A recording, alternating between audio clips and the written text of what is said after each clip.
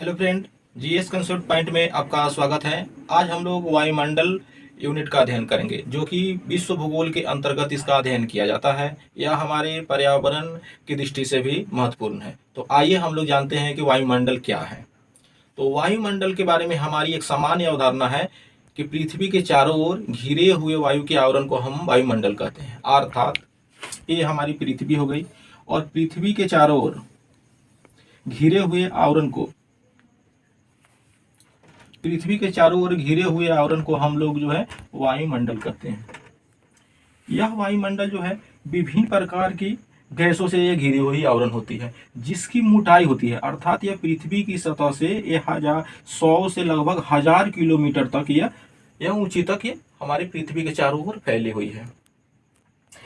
पृथ्वी पर जो ये वायु का जो ये आवरण है, ये विभिन्न प्रकार की गैसों का मिश्रण है। इसलिए ये क्वेश्चन पूछा जाता है कि वायुमंडल क्या है, अर्थात यह गैसों का मिश्रण है या यौगिक है। तो एक चीज हमेशा ध्यान रखिएगा, यह जो है वायुमंडल जो है क्या है, गैसों का मिश्रण है। क्वेश्चन पूछा जाता है, इसे आप ध्यान में रखेंगे।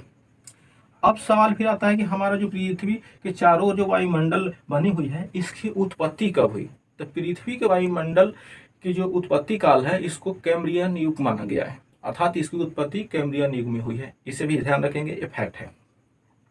अब जो पृथ्वी का जो वायुमंडल है, यह वायुमंडल जो है कि सौर की विकिरण, अर्थात सूर्य से पृथ्वी पर आने वाली विकिरण जो हमें लघु तरंग दैर्ध्य वेग से पृथ्वी पर पहुंचती है, उसके लिए पारदर्शी होती है। अर्थात सौर विकिरण के लिए वायुमंडल पारदर्शी की भूमिका निभाता है। लेकिन जब पृथ्वी से उत्सर्जित होती है प्रकाश की किरणें, पारदर्शी की किरणें, जब सौर विकिरण की किरणें आती है तो उसके लिए वायुमंडल जो है पारदर्शी की भूमिका निभाते हैं। और जब पार्थिव विकिरण से प्रकाश की किरणें जाती है तो उसके लिए जो है ये अपारदर्शी की भूमिका निभाता है। अर्थात वायुमंडल जो है सौर विकिरण के लिए पारदर्शी और पार्थिव विकिरण के लिए जो है अपारदर्शी होता है। ये याद रखेंगे आप। यह मानव जीवन के लिए बहुत ही महत्वपूर्ण है, क्योंकि पृथ्वी के जो चारों ओर घिरे हुआ जो वायुमंडल है, यह पृथ्वी पर एक नियत ताप को बनाए रखता है, अर्थात मानव जीवन के लिए एक निश्चित तापमान को बनाए रखता है, जो कि मानव जीवन के लिए बहुत ही महत्वपूर्ण है। अब यहाँ तापमान की बात आई तो एक बात हम जानते हैं कि तो पृथ्वी का औसत तापमान कितना होता है। तो पृथ्वी का जो औसत तापमान होता है वो 15 डिग्री सेल्सियस होता है। इसे आप ध्यान में रखेंगे, पृथ्वी का औसत तापमान जो है 15 डिग्री सेल्सियस होता है।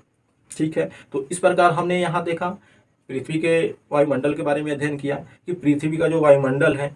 एक चीज और यहाँ जानना इंपॉर्टेंट है कि पृथ्वी का जो वायुमंडल है वो पृथ्वी के चारों ओर किस कारण से फैला हुआ है और किस कारण से घिरा हुआ है, जो पृथ्वी के चारों ओर है। तो यह जो है गुरुत्वाकर्षण बल के कारण जो है पृथ्वी के चारों ओर जो है वो फैला हुआ है या घिरा हुआ है। ठीक है, ये भी आपको ज्ञात हुआ। गुरुत्वाकर्षण किस बल के कारण, गुरुत्वाकर्षण बल के कारण पृथ्वी के ये चारों ओर जो है ये बना हुआ है। ये हमने यहाँ समझा। अब आगे जो है हम वायुमंडल की फिर संगठन संरचना का अध्ययन करेंगे। अगले वाले वीडियो में हम जो है वायुमंडल की संगठन पढ़ेंगे, फिर उसके बाद हम संरचना के बारे में पढ़ेंगे, फिर वायुदाब पढ़ेंगे। इस तरह से हम छोटे छोटे टॉपिक वाइज आगे हम बढ़ते जाएंगे। तब तक के लिए धन्यवाद।